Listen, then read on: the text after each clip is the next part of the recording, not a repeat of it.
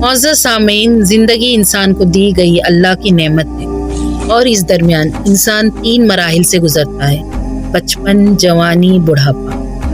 دنیا ایک امتحان گاہ ہے، کھیتی ہے آخرت کی، جو بوئیں گے وہی کاٹیں گے۔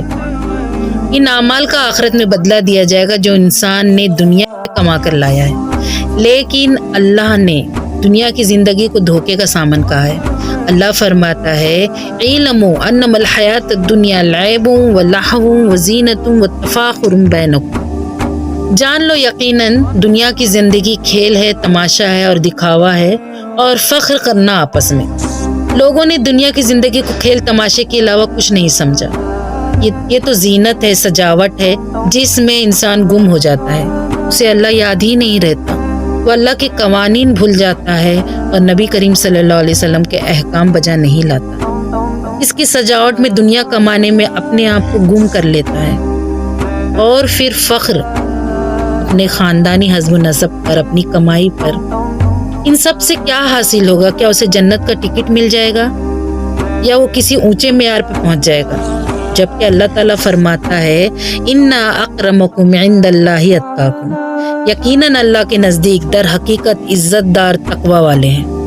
بھلے ہی وہ غریب ہوں، ان کے پاس زمین جائیداد نہ ہو، ان کا کوئی نام نہ جانتا ہو، کسی محفل میں چلے جائے تو ان کو سب حقارت کی نظر سے دیکھیں۔ ان کے پاس کچھ بھی نہ ہو، جیسے کہ فقراء صاحب جن کے پاس کچھ نہیں تھا، لیکن اللہ نے ان کو وہ عزت بخشی کہ وہ نبی کریم صلی اللہ علیہ وسلم کے ساتھی کہلائے۔ ان کے مرتبے کو کیا کوئی پہنچ سکتا ہے؟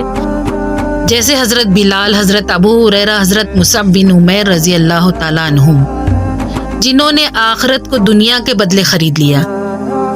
اگر وہ چاہتے تو دنیا بھی کما سکتے تھے، خوب دولت کماتے، خوب زمین جائیداد بناتے، مگر انہوں نے زندگی کو سمجھ لیا تھا کہ دنیا کی زندگی فانی ہے اور آخرت باقی رہنے والی ہے۔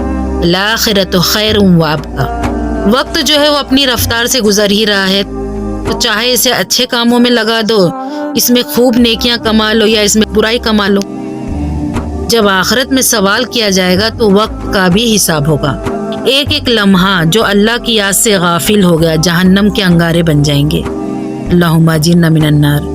اس لیے دنیا کمانے میں اپنا تندرستی کا وقت، اپنی صلاحیت لگا دینا اور خوب مال کمانا۔ جان لے کہ مال کی حرص کبھی ختم نہیں ہوتی، چاہے جتنا کما لو۔ جیسے کہ سورہ تکاثر میں اللہ ارشاد فرماتا ہے: الہاکم التکاثر حتی زرتم المقابر۔ مال کی زیادتی نے انہیں ہلاکت میں ڈال دیا، یہاں تک کہ انہوں نے قبروں کو دیکھ لیا۔ ہم بھی کئی لوگوں کو دیکھتے ہیں جن کے پاس اتنا مال ہوتا ہے کہ ان کی کئی نسلیں اس سے فائدہ اٹھا سکتی ہیں، پھر بھی وہ مال کمانے کی حرص میں لگے ہوتے ہیں، پوری کی پوری زندگی مال کمانے میں گزار دیتے ہیں اور سوچتے ہیں مال کما لے پھر کل نیکی کما لیں گے۔ کیا ان کو یقین ہے کہ کل آئے گا؟ کیا معلوم کل آئے گا کہ نہیں؟ ان کی زندگی میں کیا معلوم ان کو جو کمایا ہے انہوں نے وہ بھی استعمال کر سکیں گے کہ نہیں، یا وہ چیز کھانے کا موقع ملے گا یا نہیں جو انہوں نے کما کر ذخیرہ کیا ہوا ہے۔ اس لیے جو بھی وقت ملے اسے غنیمت جانے۔ اس کا مطلب یہ نہیں ہے کہ اللہ نے مال کمانے سے منع فرمایا ہے، لیکن مال کے ساتھ آخرت کے لیے اعمال بھی کمائے، اور مال کے ذریعے بھی نیکیاں کمائی جا سکتی ہیں۔ جو مال آپ نے کمایا ہے اسے کئی طریقے سے نیکی کے کاموں میں لیا جا سکتا ہے، جیسے سرائے بنانا، کنویں کھدوانا، مسجدیں بنانا، یتیموں اور بیواؤں کی سرپرستی کرنا۔ یہ سب تو دنیا میں بھی نفع دیں گے اور مرنے کے بعد بھی اس کا ثواب ملتا رہے گا، یعنی یہ صدقہ جاریہ بن جائے گا۔ لیکن ایسا نہ ہوا تو یہ مال اس کے لیے وبال بن جائے گا۔ اور جو مال چھوڑ کر ورثہ کے لے گئے ہیں، اگر ورثہ اچھے ہیں، اس مال کو اچھی جگہ لگائے تب تو اچھا ہے، اگر نہیں لگایا تو قبر میں بھی گناہ بڑھتے رہے گا۔ کیونکہ اگر نیک اولاد صدقہ جاریہ بن سکتی ہے تو بد اولاد برائی کمانے کا وبال کیوں نہیں بن سکتی؟ کیونکہ اولاد ہماری کھیتی ہے، جیسا بو گے ویسا ہی کاٹو گے۔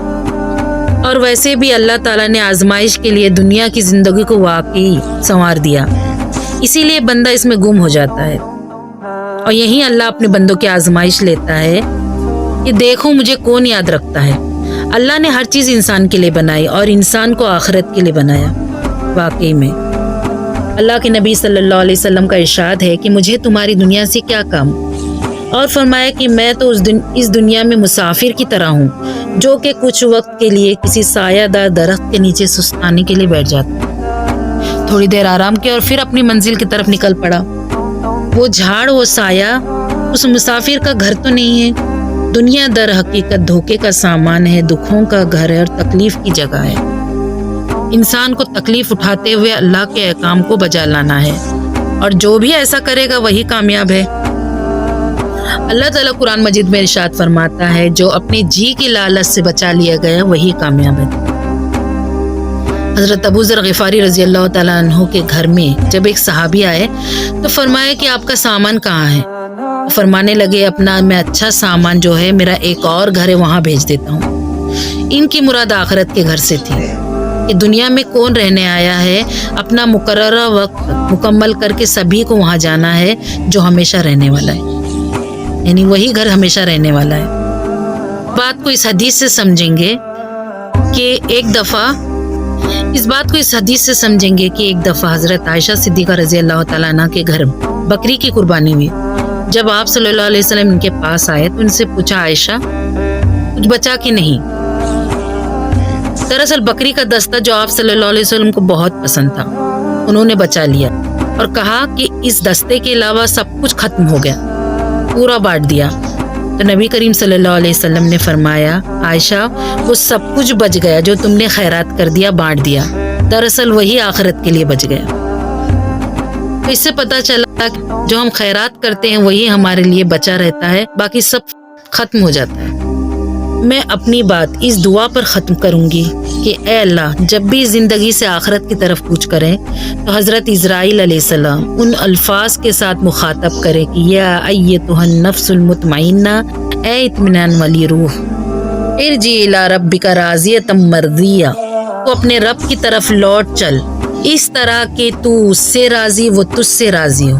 فادخلی فی عبادی، چنانچہ میرے بندوں میں داخل ہو جا، شامل ہو جا۔